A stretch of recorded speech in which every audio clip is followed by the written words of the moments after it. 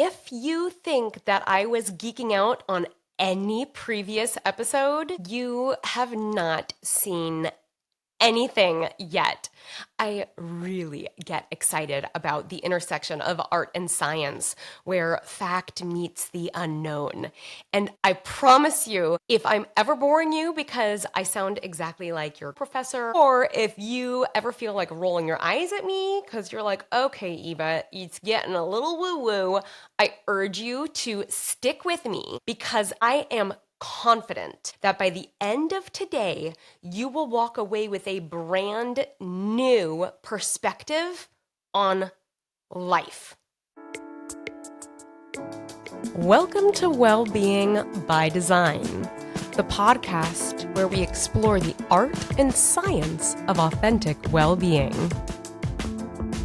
I'm your host, Eva Allen, here to help you craft a balanced life at home, at work, and across the globe. Together, we'll uncover the practical tools and insights to design a life well lived. Don't forget to follow along and subscribe wherever you watch or listen to your favorite podcasts so you never miss a beat.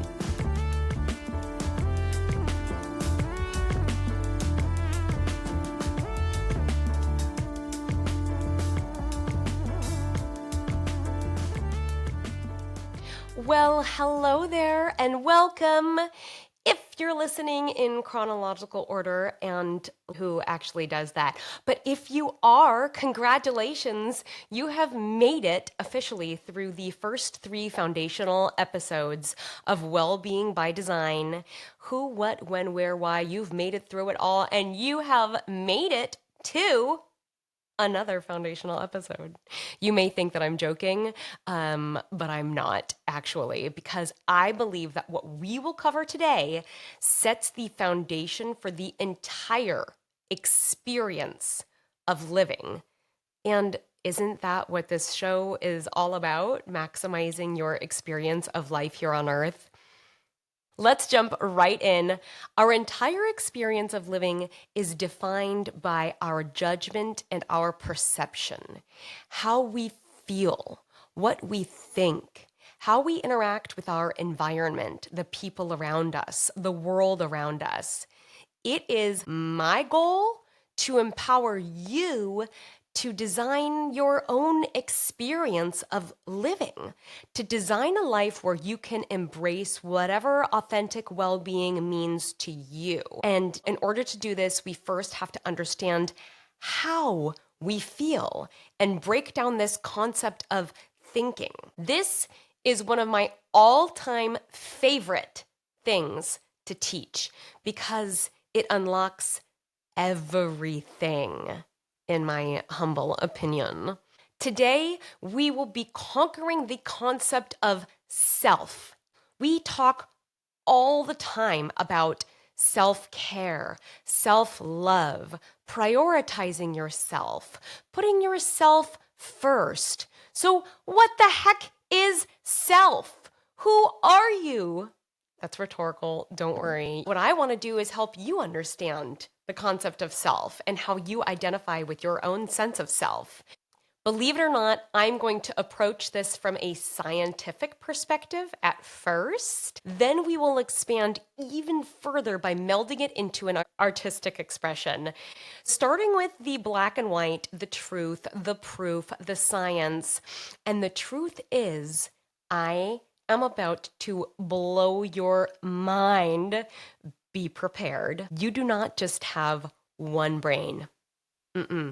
Guess how many brains you have?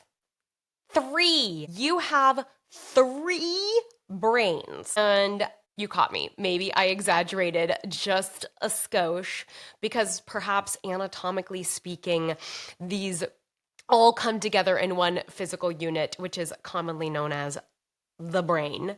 But it does divide categorically into 3 very clear, very differentiated operations.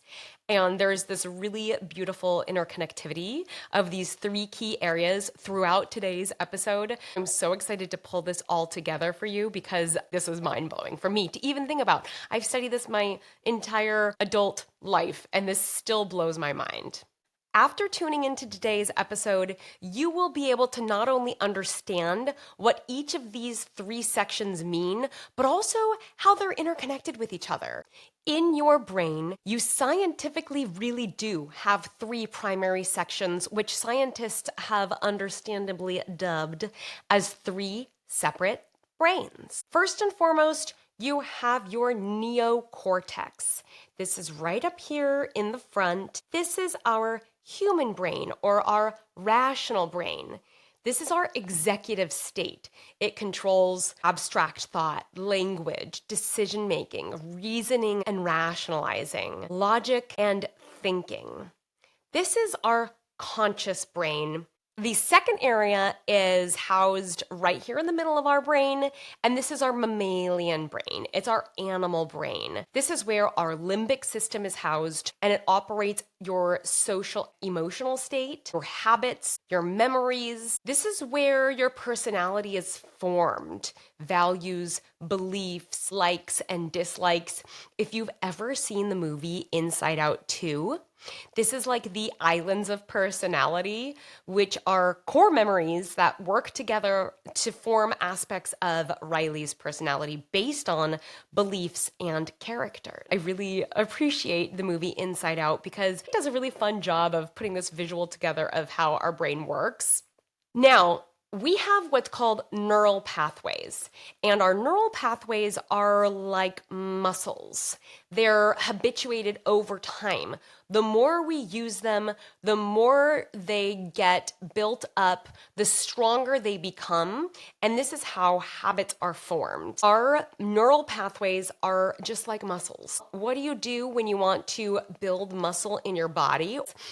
You eat healthy, you have a balanced diet, you work out, you incorporate daily movement into your routine. Maybe you build in some time for more strength training. These are all ways that we can control the way that our body looks to a certain extent. Now, what a lot of people don't realize is we can control the way our mind works. So we're going to get back to this, but right now I want you to just understand that this is where our neural pathways are formed. Now, the third brain is going to be the very base of our brain. This is where our skull meets our neck here. This is our brain stem and our cerebellum. This is our reptilian brain or our lizard brain. This is our survival state and has control of our instincts. It is very much so unconscious. It's always on autopilot, and it controls the 4 Fs.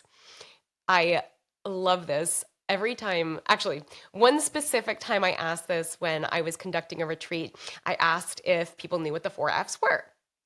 Always, every single time I ask this question, the first 2 Fs are very easy. Everybody always gets it. It's fight or flight. So this is when you see a 3-foot long stick that's about 1.5 inches wide in the middle of the trail while you're hiking, your body automatically freezes and you think, okay, snake, do I stay? Do I freeze and fight this thing? Or do I flee and flight? Do I run away? So that's fight or flight, what basically helps us survive.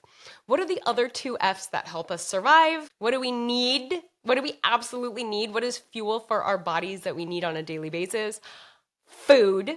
So you have fight, flight, and food. And I love this one specific instance when I asked this question and I was leading a retreat, and there are several Fs that go along with the 4th F. And she raised her hand and she goes, "Oh, I know what this one is." And I said, "Oh, okay, what is it?" And she goes, "Family." And I was like, oh my gosh, that is such a perfect way of having a very PC word for that 4th F. But yes, so that's family, that's reproduction.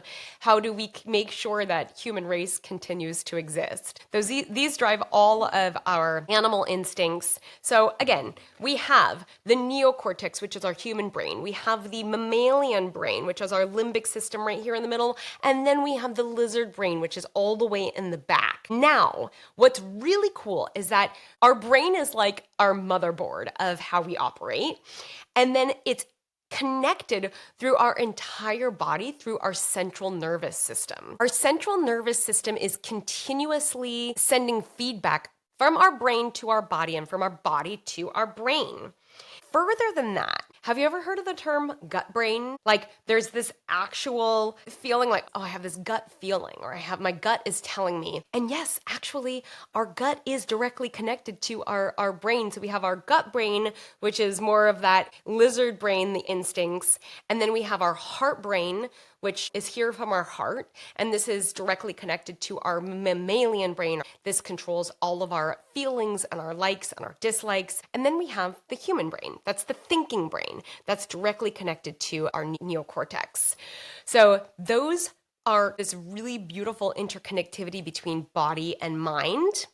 And to take it a step further, now we kind of understand some general basics, and I'm so excited in future episodes to be able to dive a little bit deeper into cognitive science and how our brain works and how it drives a lot of the way that we think and feel and our entire experience of living. Okay, did I blow your mind when I told you you have 3 brains and those 3 brains connect your body and mind?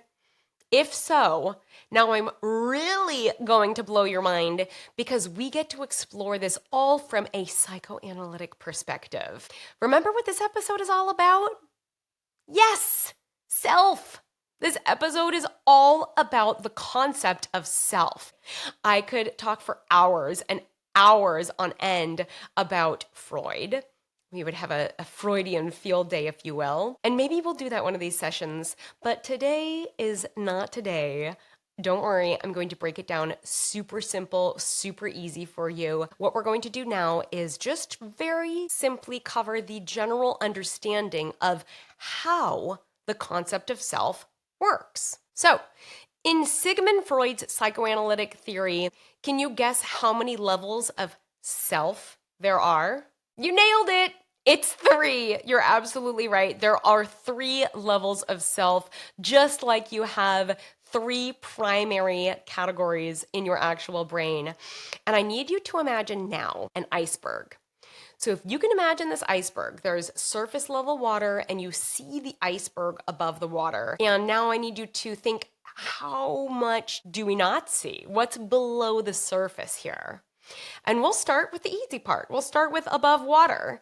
If you can imagine, what you see above the water is your most superficial level of self. This is what maybe everybody's a little bit more familiar with, and this is going to be your ego. Your ego is your conscious perception of self. And this is where all of our self-thoughts are housed. This is where we test reality. And this is directly connected to our human brain. It is how we perceive ourselves. It is our ego. Now, if we can dip just a little bit below the surface level, and sometimes it even like pops up above the water. There's little bits here and there that we can see, but there's actually a lot below the surface level.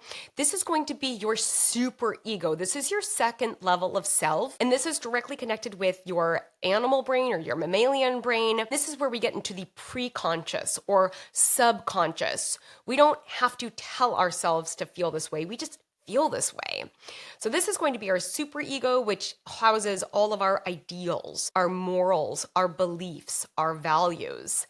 Yes, directly connected with our mammalian brain. You're absolutely right. And now our third level of self is id. Id is completely below the surface.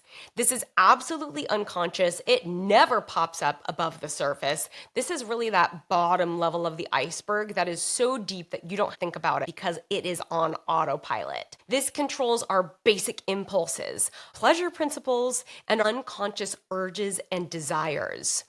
These 3 selves put together make up the psychoanalytic theory of self-identification. So, now we can see that there is this psychoanalytic connection of this sense of self and the connectivity between how the brain actually operates. And now we can take this even further by venturing beyond science as we now get to explore not just body and mind, but this is where the real fun part comes in, the soul.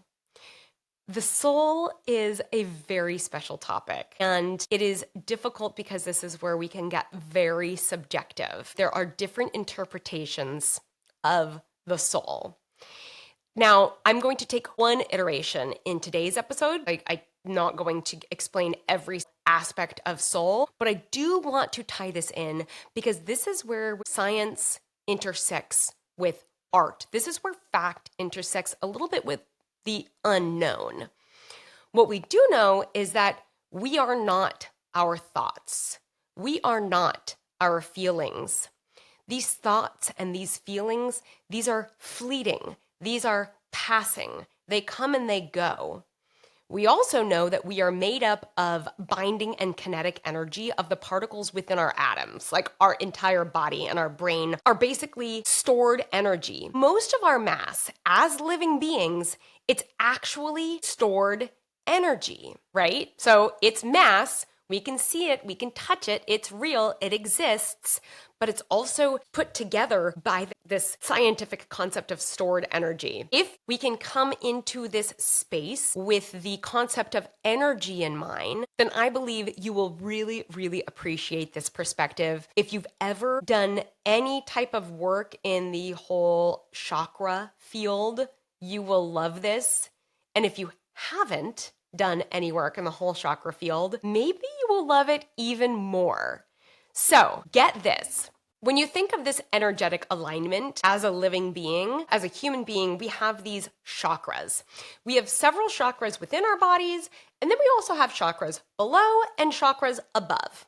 Okay, so we have 7 chakras within our bodies to be exact. And then the chakras below help us ground to the energy of the earth, while the chakras above our body is more of like this universal energy, which has this string that connects us to the energies of the universe. So if you can imagine a string from below anchoring us, grounding us, all the way to this string above, which really kind of lifts us up. It levitates our energy. This is the general alignment of energy. Then we also have a vertical energy alignment. And we'll get there in just 1 second. So let's just start by breaking down the chakras because this, my goodness, you guys, this is such, it gives me like goosebumps every time I think about it. If you're watching right now, you can see that I actually have goosebumps. We have these chakras within our body that are specifically aligned to each of these 3 key areas. So let's start from the top down. Our first 3 chakras from the top down are going to be our crown chakra, our third eye chakra, and our throat chakra. These 3 energetic areas of our body are directly connected to the human brain. Now, let's go from the ground up, so like literally starting from the root chakra. Then we have the root chakra, our sacral chakra, and our solar plexus. These 3 chakras are directly connected to our reptilian brain or our gut brain. Now, in the middle, we have our heart chakra. And the heart chakra is a very special chakra because, as I mentioned, from an alignment perspective, we're aligned above and we're anchored below. We also have this vertical dimension. From our heart chakra, our energies are interconnected with all energies around us. So it has to start from within. This is where we have self-compassion and self-love. And then it's connected with all of the other beings on all of the other energies, kind of like a blanket around the world. It goes vertical and outward and all around, encompassing the entire globe. This is what connects our sense of self to other sense of selves and creates this sense of community and belonging. This is incredibly beautiful because this is where we can tie in science and art and have this idea in mind that, okay, we have our own sense of self from within, and then how do we connect with the rest of the world? And what does this sense of self really mean? And remember what I was talking about, that our bodies are actually made up primarily of energy? Like even though it's 96% mass, this mass is held together by energies, kinetic energy and binding energy. With that being said, if we can come into this from a positive energy perspective, then we can start to create this authentic growth cycle from within, which is really quite beautiful. The wrapping point for today, what I really want to drive home, is the fact that Thanks to neuroplasticity, you have the innate ability to wire your brain exactly how you want in order to design your experience of life on Earth. So, what does this mean? Again, we were talking about neuroplasticity a little bit. We talked about how these neural pathways are formed, how if we want to change the way our muscles are formed in our bodies, it's all about diet, nutrition, and body movement, strength training, mobility, etc. For our brains now, this is why it is really cool to come at this from a perspective of understanding, because now we understand that we actually do have the power. There are practices that we can incorporate into our daily life that help form our experience of living. Thanks to neuroplasticity, you have the ability to wire your brain. And no, we're not asking you to change. I'm not recommending that you change. What I do love is to create this very deep level of self-awareness so that we understand that there may be opportunities that we can lean into, and there may be opportunities for improvement. You can wire your brain exactly how you want in order to design your experience of life on Earth. That is exactly what I've done, and I cannot wait to share all of my secrets with you so you can pick and choose what resonates with you, what resonates with your own authentic idea of what multidimensional well-being means to you. Keep tuning in if you want to learn more. This was this foundational episode to create this solid line of this sense of self so that as I speak to self in future episodes, you can say, okay, or I can reference back to this episode if you haven't listened to it. And then I can say, okay, make sure you listen to episode number 4, which is all about unlocking your sense of self, unlocking this concept of self. I cannot wait to catch you on the next episode. Until then, may you continue to live the life you love and love the life you live.